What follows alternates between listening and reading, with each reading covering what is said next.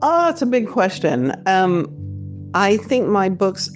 So before I started writing these books, I said, "What are my goals?" And I wanted to entertain, educate, and edify.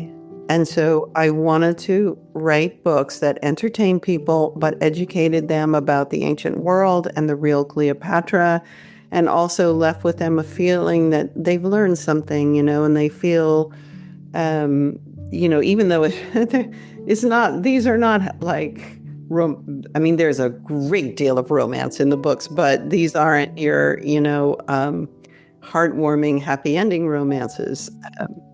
These are tragic, heart-wrenching romances, and so.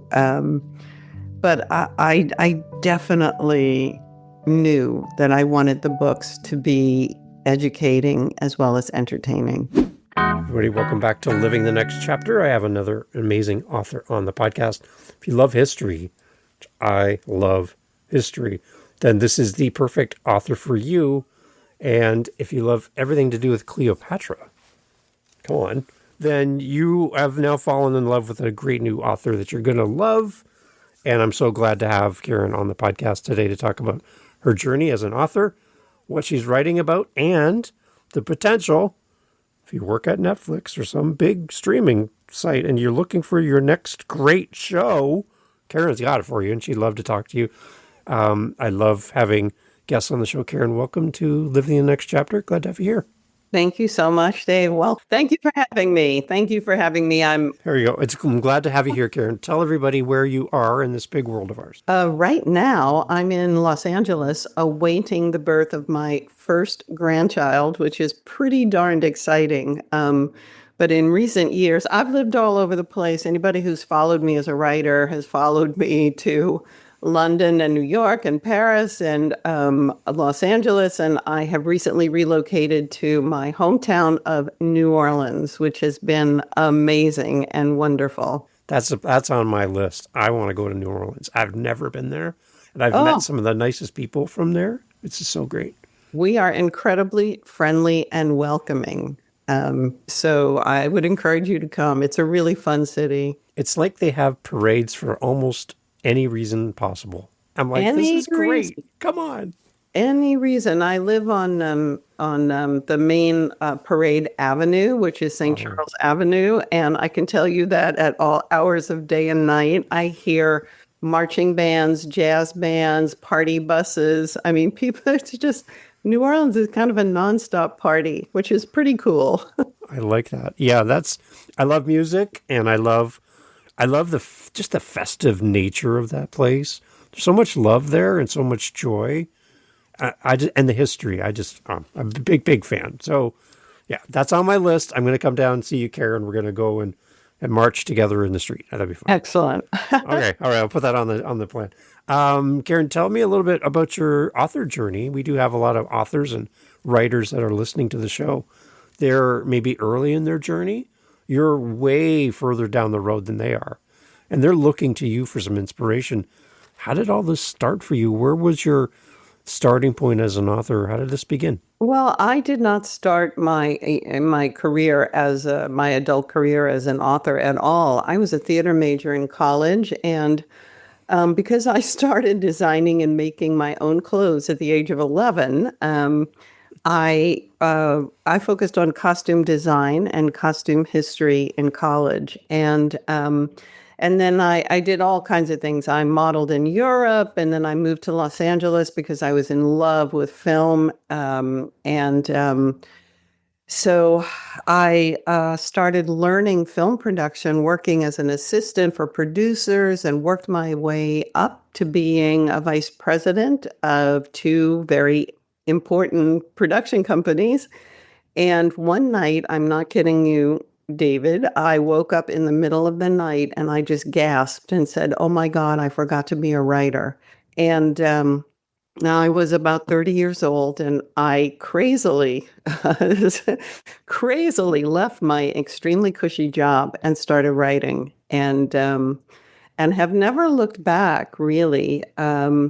So I had a lot of, obviously, film connections and TV connections, and So I began writing for film and TV, and then I segued into writing prose and fell in love with writing prose. And that's kind of, that's when it all started to happen. I'm trying to think of a way to helpfully truncate my journey because it was a circuitous journey. It wasn't exactly a straight line. I thought, maybe I'll go back to graduate school. And so I started reading all of these history books and specifically women's history. And in the course of that, I realized that the real Cleopatra, the ruler, the diplomat, the woman who partnered with Rome and with two great Romans to keep her kingdom free, had nothing to do with the popular imagination of sort of Elizabeth Taylor and, this kind of seductress wearing sexy clothes and lots of blue eyeshadow. And so I thought that would be a great idea for a book. And this very famous writer I was hanging out with at the time said, "Well, do you know a writer who might be able to deliver that?" And I thought, "Oh, okay." So I just went on this long Cleopatra journey. I actually enrolled in a graduate program at Vanderbilt University so I could study with all the right scholars. And then after a few years of that, I took to the road and I was determined to walk in Cleopatra's footsteps. So I went to Greece and Rome and Egypt and Turkey, all the places that we knew she went. And research, after many years of research, I sat down to write. And so the first Cleopatra book, I wrote two books.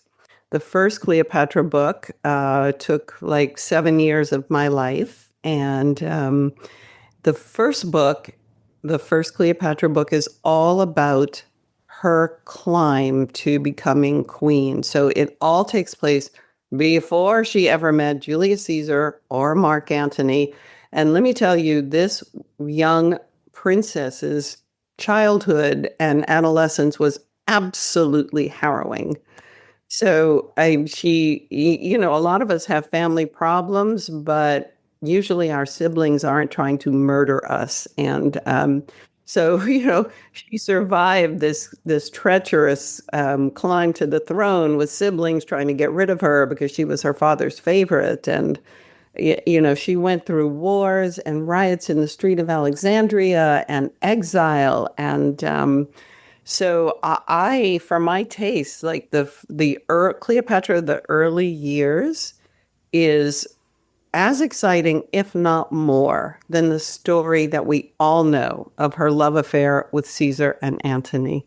So as you're walking those paths and those streets where she walked, what are you picking up from the surroundings that kind of you bring to your writing, rather than sitting in your office in your house and say New Orleans? What does it mean for you to be standing in those places, and how does that influence your writing? Well, in so many ways, and some of it is a bit indescribable with words because it's just soaking in the ambience of these places, what they look like.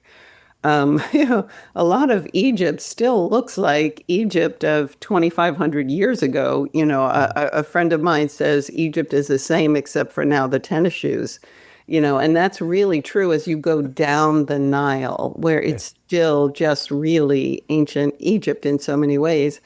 I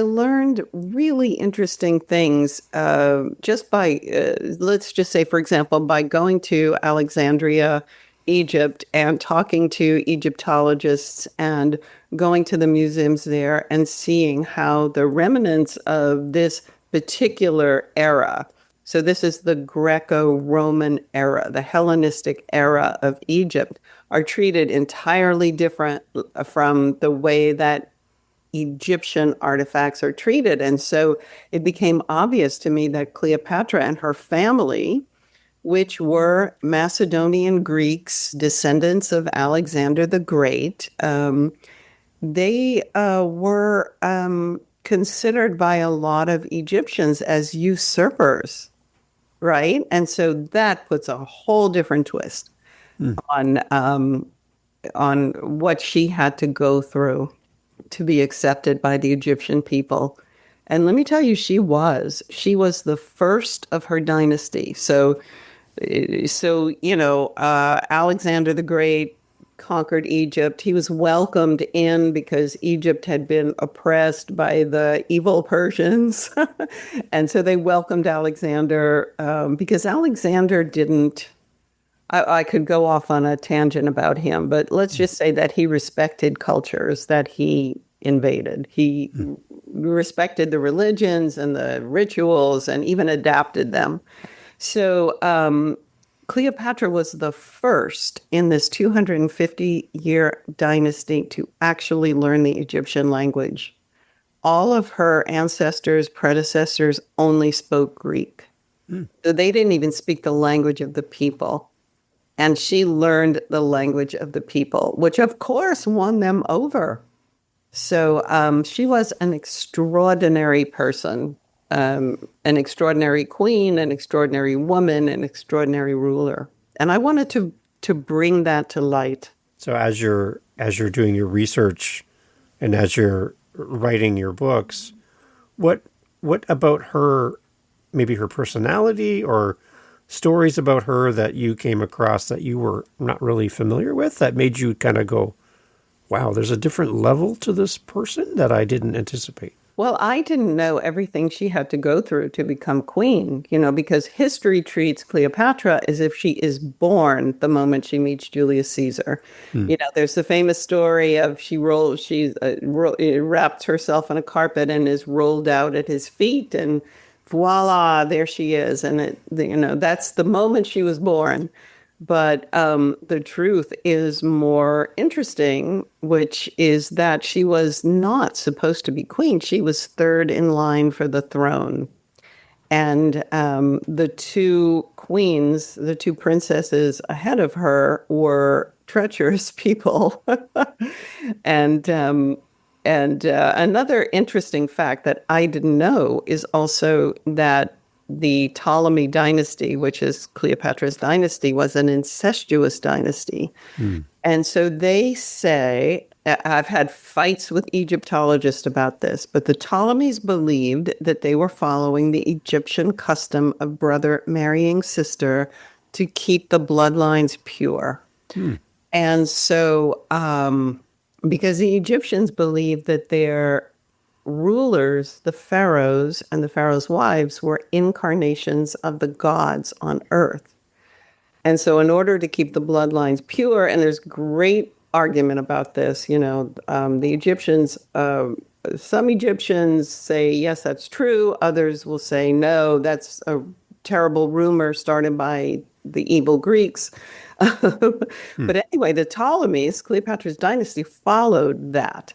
And so Cleopatra was technically supposed to marry her brother and rule jointly with him. But according to all the accounts, he was this just dreadful, idiotic little fat boy.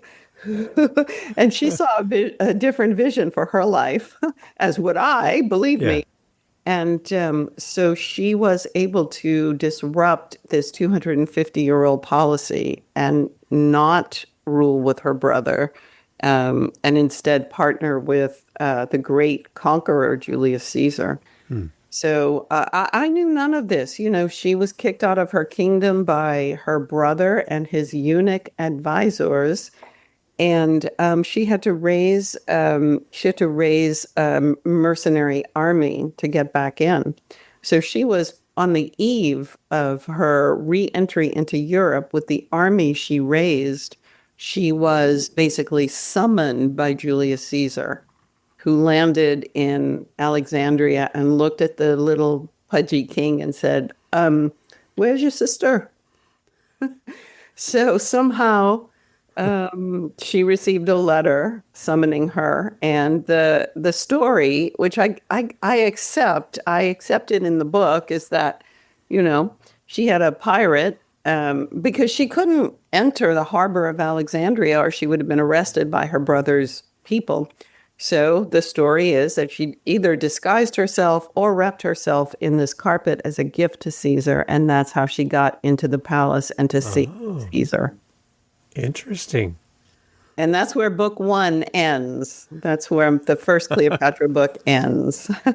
So when you're writing, are you writing visually? Like, are you picturing this in the early stages of writing that you'd love to see this on film for people to watch this story as well? Is that kind of part of your journey as a writer?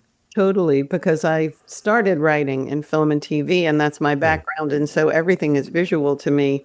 And I've been complimented by my editors and also by readers is that my chapters are very scenic, cinematic. And I don't really think about that. I think I just do it naturally because of the way my own craft has evolved. So for a new author that is wanting to write in that way, for you, it seems natural, but for someone else, it's like learning a new language to be able to write in that way. Any kind of advice you'd give to a younger, newer author about how to write that way? I think so.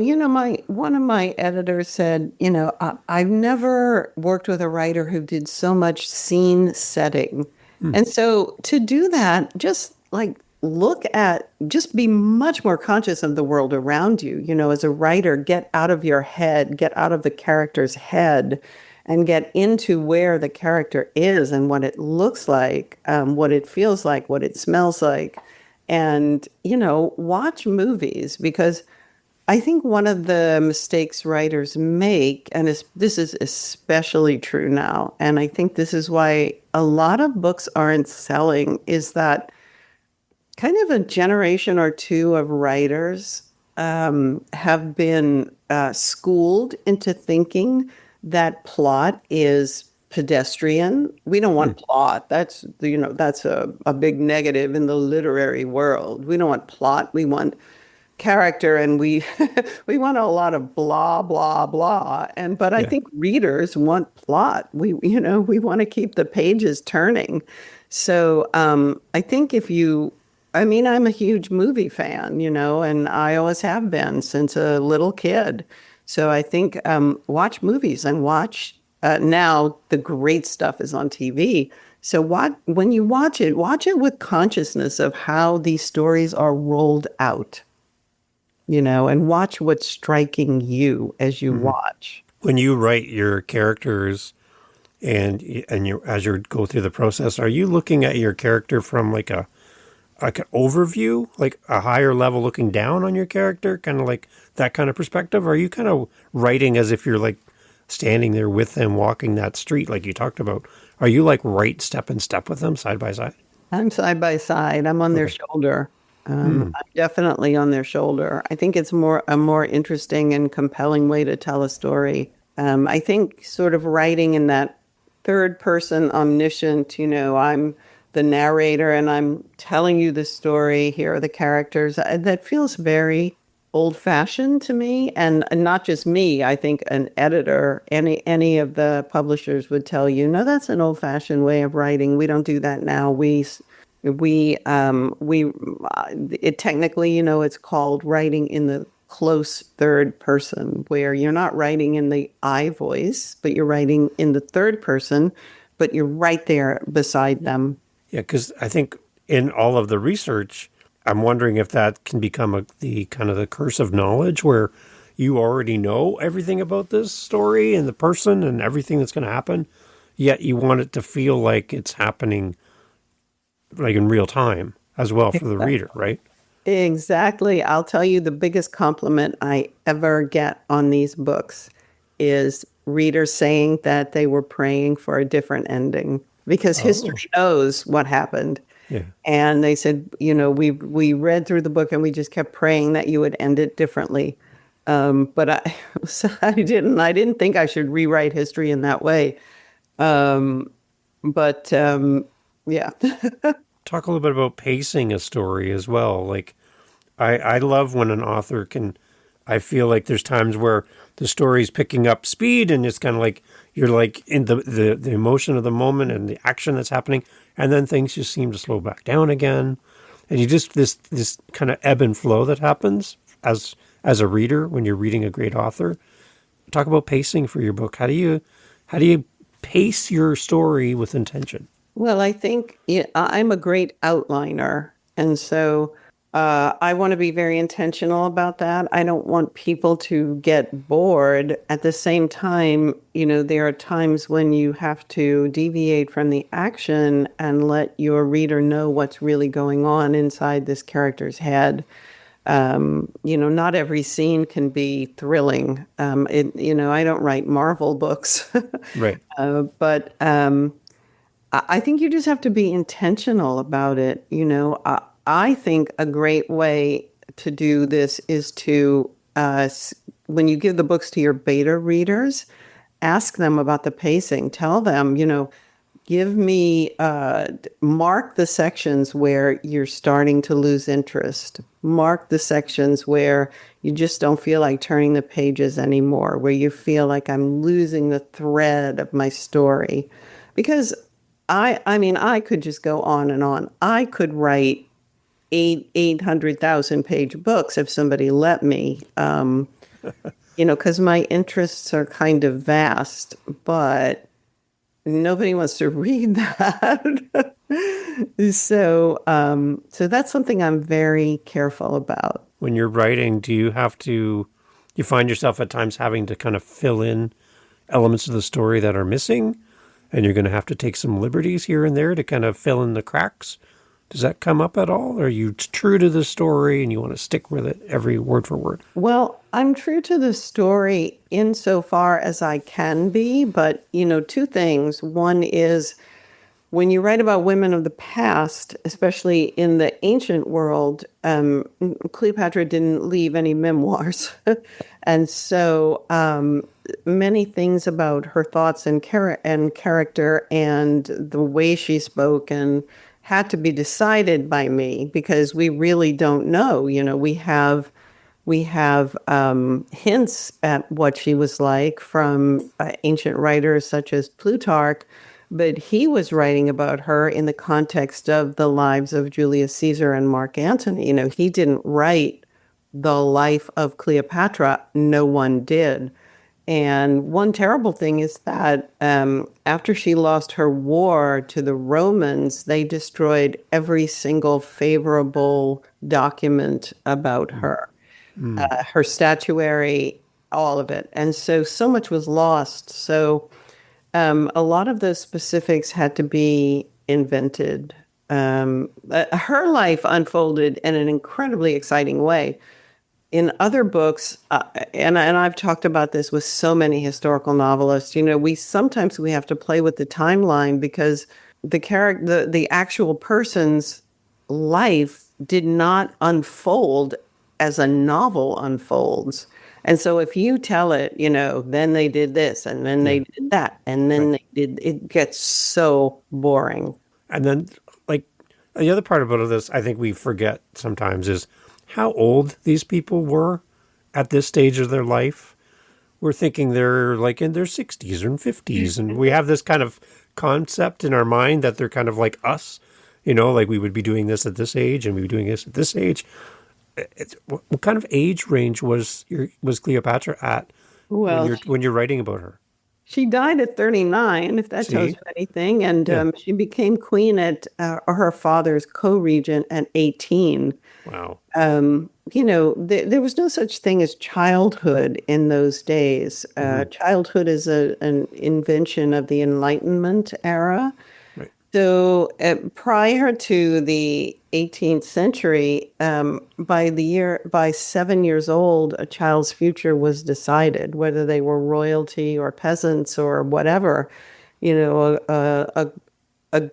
Generally it was the boys who were sent off to be educated at 7, and the girls would follow their mothers around and do whatever their mothers did to learn those skills, like running a house or a palace or or whatever world they were born into. The interesting thing about Cleopatra and her sisters is that they were highly educated.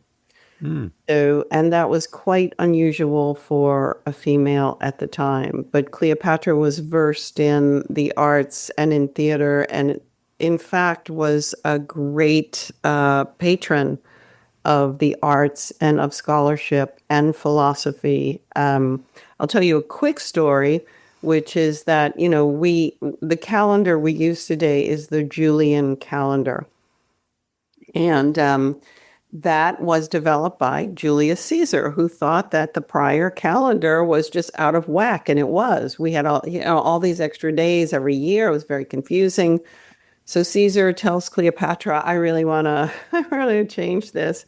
And so Cleopatra set him up with one of her mathematicians, the philosopher, mathematician, Sosigenes. I hope I'm remembering that correctly. And with that great Greek mind of his, combined with the great Roman mind of Caesar's, that's how we got our new calendar. To know that she had some part in that process, right? By Yeah. making this happen. Who would have known, right? I know. There were so many things that she did. She was the first ruler who thought of putting a value on a coin that didn't have anything to do with the coin's weight. Interesting. Yeah, one of the ministers came to her and said, we're running a little low on money. And she said, well, I have an idea, just, on that little round piece of bronze, just, you can say it's 5 pounds or whatever, but just make it worth more. So she was extremely clever. So on the weekend in New Orleans, when you buy a drink with some coins in your pocket, thank Cleopatra. Absolutely. Right. I mean, the way her life resonates throughout our lives in ways that people don't know. And so I really wanted to highlight those things. So beyond that, why are these books so important for you? That's a hard question to answer. One reason is that no one has yet to tell an in detail story of her young years. So as far as I know, and anyone I know, I'm the first person to actually do that, to tell the story of Princess Cleopatra before she became queen and famous. And so that is extremely important to me because I feel like, in fact, I know that I feel young women need a role model of what it takes to make it in the world. And I don't know that we have enough of that. I wrote these books years ago, and they were published by one of the big five, Grand Central Publishing, Hachette. And they did very well, and I got great reviews and on and on. And I recently got the rights back, and so I decided to republish them to keep them out into the world. I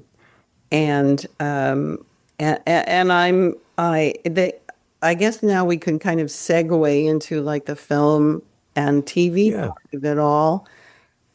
These books have been optioned and developed and optioned and developed and optioned and developed many times over the years because Hollywood has recognized also that no one has yet told this exciting story of young Cleopatra. But the sad Hollywood tale of many, many, many of us screenwriters is that we get paid to do these things and then they get put on a shelf because studios and streamers develop, I don't know, dozens and dozens of projects for every one that they make. Right. And so thus far, I've developed it with Warner Brothers and with Lionsgate and most recently with Netflix. And we were moving ahead and at a time when Netflix suddenly decided that they weren't going to make anything expensive. So the projects are kind of in limbo right now, but my writing partner and producing partner and I are not giving up. Good. And so we believe that, with these wild advances in CGI and AI, that there are ways to make this without spending $100 million an episode. So we're still in the process of talking to people, and I know that someday it'll get made. It's just a matter of when. Well, that's exciting to hear. For people who maybe are unfamiliar, Karen, with the whole optioning and development part, can you just kind of, in basic terms, explain to us what's going on? Like, what does that mean? Because I'm sure there's authors that are writing and they're thinking, I would love to be in your seat one day and have that opportunity. Could you just explain what's happening behind the scenes?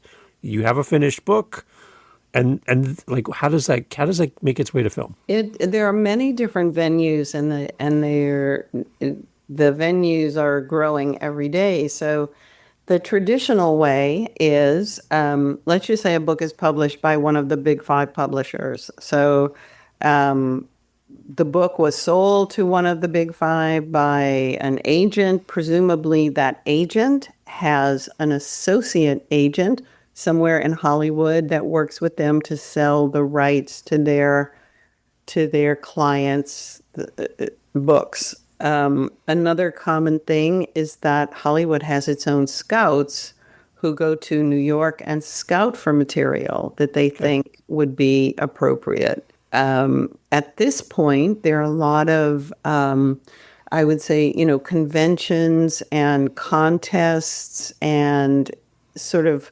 opportunities for people to get their books in front of someone with Hollywood connections, who may be self-published or independently published. I'm not familiar. I can't name you those things, but they exist. There's the software that most screenwriters use is called Final Draft. And so if you go to finaldraft.com and you sign up for their newsletter, you will be informed of ways to get your work in front of people who can get it to who can get it to people who are going to make things, or directly to people who are going to make things. So there are a lot of opportunities out there now that are not particularly the traditional way. I mean, for me, I had worked in Hollywood first, and so, I had better film connections than my literary agent did, and so my representatives in Hollywood have been handling my film and TV rights all along. So these scouts, when they're going out looking for projects, are they coming to the search with I'm looking for a movie like this, and I want it to fit into my search? Or are they coming to this wide, vast amount of movies to pick from going, what's interesting here? Kind of like a buffet. How are they approaching this process? Well, it used to be the latter, but now it's former. So, what I'm finding, and everyone's finding, is that streamers and studios are getting very specific about their mandates of what they want to produce, and so what they look for becomes more and more specific by the day. So now I think a scout would go to New York and say, we're looking for a contemporary female-driven thriller. Okay. That's specific. Whereas before it used to be, I know this because I was vice president of two production companies. I would go to New York and London and say, what do you have? What's interesting? Okay. Let's make, we're just looking for something fascinating, something high quality. Well, those days are over. Do you think that's because some of the streaming services know their viewers very well by having them subscribe to them, and they're tracking what they're watching and what they're interacting with on their platform? Absolutely. They know so much about what you want to watch that it would terrify you. Mm-hmm.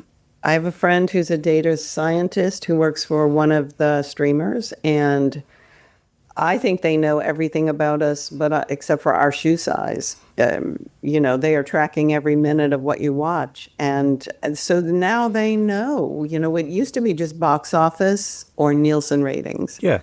That was all you had. Now they know down to a minute. They know when most viewers get bored with this new series. And so, it's a treacherous path in Hollywood now. And if you want to go that path, just be prepared that you're going to be on a roller coaster your whole life, because they'll start to make a series, and let's say they shoot 3 or 4 episodes, but they intend to make 10. So the data scientist goes into the meeting on Monday morning and says, you know what? 82% of people are turning this series off at the 22-minute mark of episode 3. Like, nobody's going on to episode 4. Well, the streamer goes, well, we're not wasting our money. Let's cancel the rest of it. And so that's the world we live in. And I think that, I'm not a psychic, but I think that it will be the world we're living in our lifetimes. So for a writer, then, your advice to them about a story that they want to develop in the future, write the story you love and focus on that, leverage the book sales as one option, but write the story that's meaningful for you, or write for Hollywood? What would you say? It depends on what your goals are. Okay. I know people who are doing both. If you want to make money, if you think you're going to support yourself with your writing, then be very intentional and write what is in demand. Put a lot of research into what do people want to read. All my career, and this goes back to when I was an executive and meeting people outside of the industry, and now whenever I go to a book signing or talk to people, or everyone thinks that their life story is fascinating and needs to be a book or a movie. Well, I mean, let me be blunt with you. Your miserable suburban childhood is not that interesting to the rest of the world, unless you're a genius. So if you're a genius, write what you want. I once heard somebody answer that question using the example of the great writer William Styron, who is no longer with us. But somebody was saying, "Oh, I just want to write what I love," and the editor said, "If you're the level of William Styron, if you have that kind of genius, go ahead. Somebody will pick it up." But I just think, or if I never discourage people from writing, but know what your goals are. If you have a story inside of you that's hot, as I would say, it's hot to me, it's alive, it's vibrant, it wants to come out. For goodness sakes, write that story. Do not expect that story is going to be as interesting to the rest of the world. I used to tell people who wanted to get published in magazines, because I did a lot of journalism work at one point in my life. And, while I was in graduate school, I was supporting myself and my daughter, who was very little at the time, by writing, for Vogue or Playboy or all these magazines. And people would say, how do you get published in a magazine? And I would say, well, look at what they want and fill that demand. Right. So if you want to be a self-supporting screenwriter, let's say, do some research, look at what's being produced, look at what's being bought, and try to fill that need. So if we put you back in your office at your desk and a bunch of stuff comes across your desk for some ideas about stories written by some people, what would be your go-to thing that you'd be really curious about, or you're like, oh, I'd love to see a story about fill in the blank? What would catch your eye back in your office as all these different things are coming across your desk? What Like interests you? As an executive? Yeah. As an executive. So, I mean, I'd have to put on a contemporary executive hat, because I think that, what was interesting to me 20 years ago is it's not what's being made now. So I look at TV and I think thrillers, true crime, very, very, very popular. Romantic comedy, very, very popular right now. People want to be uplifted. Yeah. They want to be entertained. I just had this discussion on another podcast, which is that, for a while, I think we were all being preached to by Hollywood. And Hollywood has learned that we don't want to be preached to as an audience. We don't want to be told we're bad, we're living the wrong way, we need to accept whatever. There are other formats in the world for that. I think that human life is very stressful for everyone. It doesn't matter what level of society you live on, how much money you have. Everyone has stresses these days, and the world is changing so quickly that we can't keep up. So I think when people turn on the TV, they want to sink into a world that just captivates their attention and interests them and entertains them. And not that it has to be dumb. I don't want to watch anything dumb. I'm sure you don't want to watch anything dumb. I mean, anybody who's smart enough to listen to this podcast has some sense of like artistic integrity. It doesn't have to be dumb, but entertain us. I mean, two series that on Netflix that I think that have been very, very, very successful, and are smart but entertaining and funny, also heartwarming and uplifting at the same time. One is Nobody Wants This, the story of an atheist Christian woman who's, kind of a bit of an airhead, falls in love with a very committed rabbi. And it's a beautiful story. It's based on a true story, and it's been a huge hit for Netflix, as well as another series starring Ted Danson called The Man on the Inside, which is about a senior citizen who's kind of floundering after his wife dies, and he gets hired to be a private detective to go on the inside at one of these senior living homes. And both of those shows are very, very smart, funny. They will have you laugh. They will also have you tear up. And so I think that's what people are looking for now, as well as, things like on Amazon, Jack Reacher, show like that, or The Boys, or, these are not stupid shows by any stretch, but they are entertaining. And Jack Reacher and The Boys both filmed here in Canada, so there you go. There you go. Yay. Thank you for taking production away from Hollywood. I'm sorry.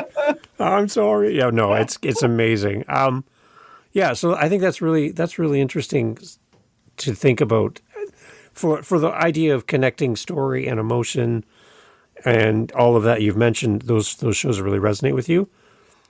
Does your books also then embrace that kind of connection with Cleopatra? Oh, it's a big question.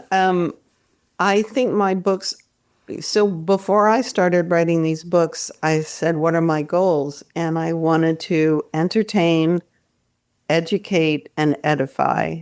And so I wanted to write books that entertain people, but educated them about the ancient world and the real Cleopatra, and also left with them a feeling that they've learned something, and they feel, even though it's not, these are not like, there's a great deal of romance in the books, but these aren't your, heartwarming, happy ending romances. Yeah. These are tragic, heart-wrenching romances. And so, but I definitely knew that I wanted the books to be educating as well as entertaining. Yeah, that connection between author's words and reader's eyes, I think, is really it's a very special space, right? And when an author can bring you into a world that when I haven't walked the streets that you've walked, so I don't have that first person perspective of being there in the space like you have. So you bringing me there, I think, is a great tool that authors have in their toolkit. We try. Yeah. I love it. It's good. So, Karen, you've been so kind with your time. For listeners that want to follow your journey as we eagerly anticipate your amazing books coming to our screens, putting it out there. Where do we follow you, and where can we stay in touch and kind of follow your journey as we watch all this happen? Well, I'm incredibly findable at www.karenessex.com. There's a tremendous amount of information about me and my books on my website. If you want to go deep into the history and of my books, I've written 6 books. It's all on my website. Also, I would really encourage people to sign up for my newsletter, which you can also do on my website, because I'm always offering different perks to my readers. Free chapters. I've survived 3, maybe 4 cutthroat industries: entertainment, publishing, journalism, and fashion. And so at this point, I'm a pretty strong person, and I advise younger people in my newsletter for free. So, and I also have just joined Substack. So I would encourage you to follow me on Substack, Karen Essex on Substack, because I'm going to be offering chapters of books on Substack, as well as writing about the risks you have to take to succeed in any creative endeavor. Risk taking is absolutely crucial. And of course, I'm on Facebook as Karen Essex, and Instagram and X. And so I am eminently findable. All right. So, Karen, to wrap up, I'm curious what your answer will be to this. When you look at the life of Cleopatra and all the research and walking in her footsteps, everything, what is one thing that resonates with you where you see yourself in her? Is there something that you seem to be like, there's something about this person, I see myself in her? What is that? Well, it's interesting because my daughter, who is incredibly intelligent and strong and willful, was my muse for the young princess Cleopatra, because my daughter never gives up. And I think I said that to somebody recently who laughed and said, well, I think she inherited that trait from her mother, who never gives up. And, I worked for the late, great Blake Edwards, and that was an incredible privilege. We could talk about that for hours. But, Blake said to me many years ago, he said, kid, because he was like 40 years older than me, kid, in this business, you're not out till you're dead. And so, I took that advice to heart. I don't give up on myself, and neither did Cleopatra. Wow. See, now that's a good spot to stop right there. I'm not wishing or hoping.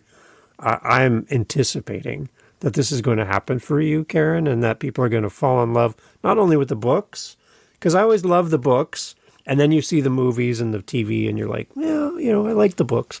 But so we're going to go support you, buy your books, leave you great reviews. That's what we do here as readers. We always want people to fall in love with you, and our words help people find you. So that's our role in all of this, to leave you great reviews.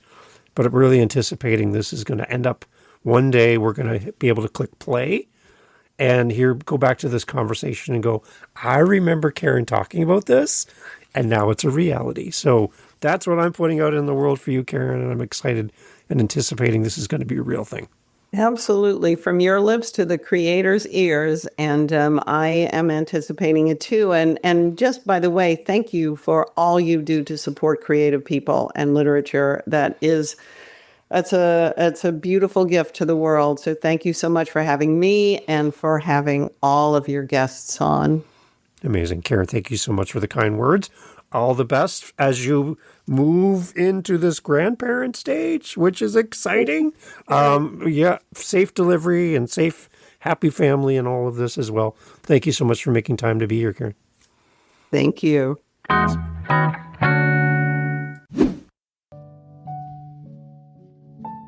Hey, as we exit the podcast, as we leave out the door, I know the car's running. Somebody's eagerly waiting for you to get out there and go home. As we exit the podcast, I just want to ask, if you have time, I would truly appreciate it. We ask for you to do this for our authors. When you buy your book, we ask you to leave a review. Why? Because it means a lot to the author and it tells other people that the book is great. Now, you don't hear me ask for this very often, so I'm going to do this here because we're friends, right? You and I are friends. I would love a review of this show because it'll tell more people to come and listen to this podcast. So if you have Apple, wherever you're listening, there's probably some way to give a star rating or leave a comment about the show. YouTube, you can always leave comments on YouTube. Every episode's there. I'd love to hear from you. Leave a review, leave a rating, and share this with somebody. That's probably the best way to grow the podcast is for you to share it. And by listening to the end of the episode, like you're doing right now, tells all the apps this is a good podcast. So thank you for already helping me by listening to this part. But go leave a review. I'd love to hear your thoughts. And thank you for being part of the podcast family. Take care.